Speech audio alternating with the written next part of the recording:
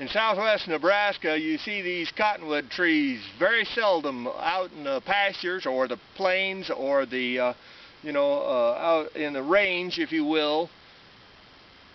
In the old days, though, they had a specific purpose for them. They'd chop them down for firewood. They'd use some of the wood for doorways in their sod homes. Maybe to fix a wagon wheel or something. They'd try to utilize it in one way or another. But there was also another way that they used these trees. When someone broke the law back then, there wasn't no trial.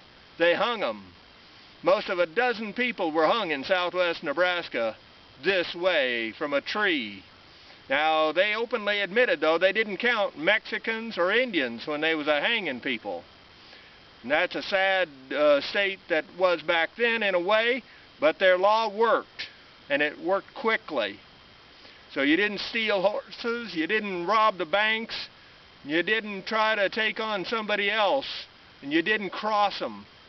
Because gunplay, that was a part of life back then. And the tree, if it was ever used for hanging, it became a cursed tree, and they put a mark on it, and nobody would cut that tree down for firewood or lumber or anything, because they feared the unknown, and they feared the other side, that somehow the curse that man got hung, that curse might come on them, or that soul of that man, that evil man, might come on them. And so they left the tree stand.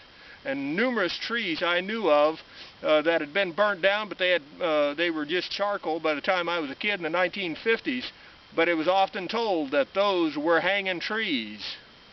Now, I ask you to think about this, because down the road, when the country falls, the hanging tree may come back.